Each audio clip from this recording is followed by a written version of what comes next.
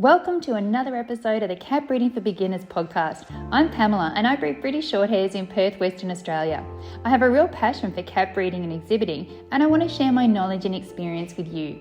I'm on a mission to help new cat breeders go from feeling intimidated, confused and having trouble getting started to confidently breeding happy and healthy cats whilst enjoying this amazing hobby.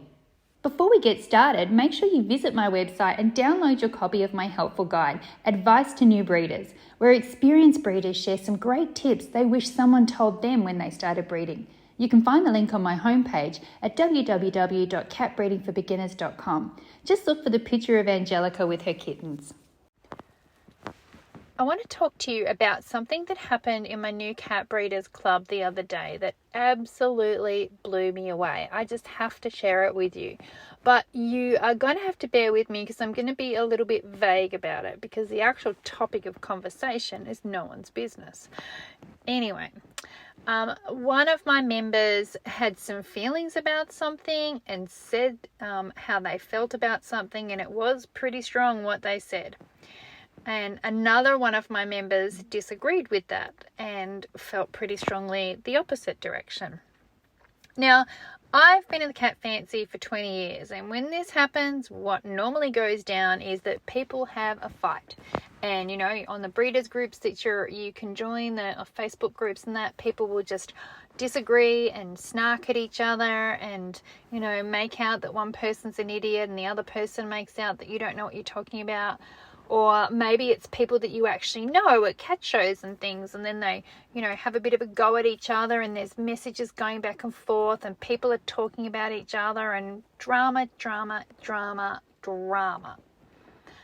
In this situation, when it happened, I was like, whoa, wow, oh no, I'm going to have to deal with this for the first time in the new cat breeders club, because we do have a Facebook group. It's our members only Facebook group, and my newbies post in there all the time and get along really well. So this whole time, this has never happened before, and we're not talking about like 10 people, we're talking about, you know, 100 or so people. And so I was thinking, oh no, I'm gonna have to break up a fight between two of my members. What am I gonna do? And then this thing happened. I just cannot believe it. They both expressed their feelings about how they felt and why they felt that way and the experience they had that led them to feel that way. And then they both agreed to disagree.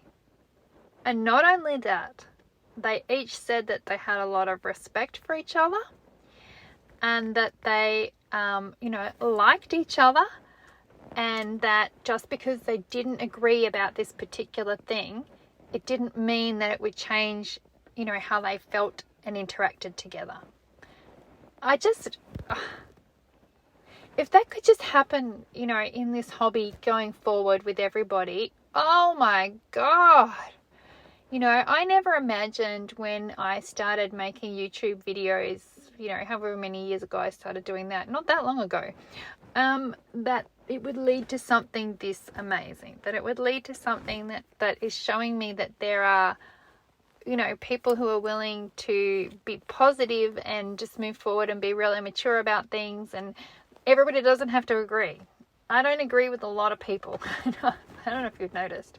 I have quite strong opinions about things, and I'm okay with people not agreeing with me. I'm okay with people. I don't have to argue to bring you around to my side. I mean, I probably still will, but I don't have to. I don't have to have you agree with me to be friends with me. I don't have to have you agree with me to work with me. I don't have to have you agree with me to be one of my newbies even.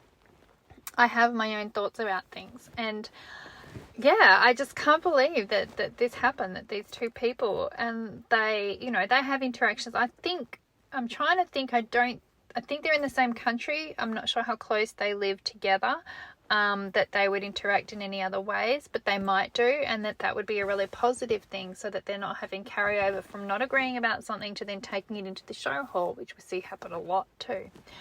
And I just had to share that with you, because I would love to think that going forward, if people could just be more like this in our hobby and a little bit more accepting that other people we don't have to have the same opinions, we don't have to do things the same way. There's room, there's space for everybody to do things how they want to do it.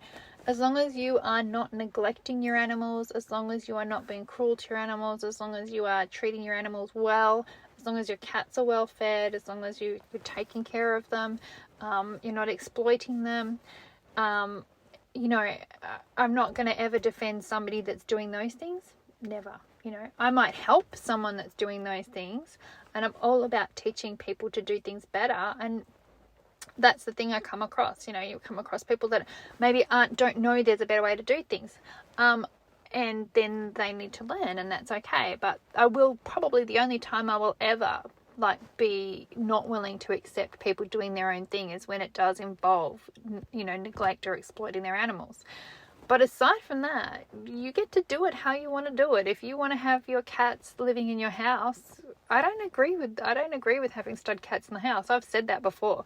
I just cannot. I've had my boys come inside just for days at a time, and the stench is horrendous. So that's something I feel strongly about. But when people tell me that that's how they keep their cats, I don't tell them they're wrong.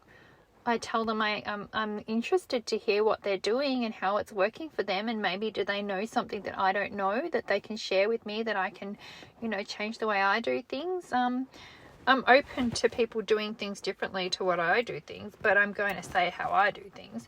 But yeah, I just think that we disagree a lot in the cat fancy, and we disagree violently sometimes, really, really violently. And there's a lot of, you know, anger and drama. Drama is probably the right word for it, but there doesn't have to be. And this could have been a drama, and it wasn't. And I'm so appreciative of these two people for not letting it become that. So I'm really super proud in this moment. And yeah, super proud of my newbies. Always super proud of my newbies. They do a great job of learning and growing as cat breeders.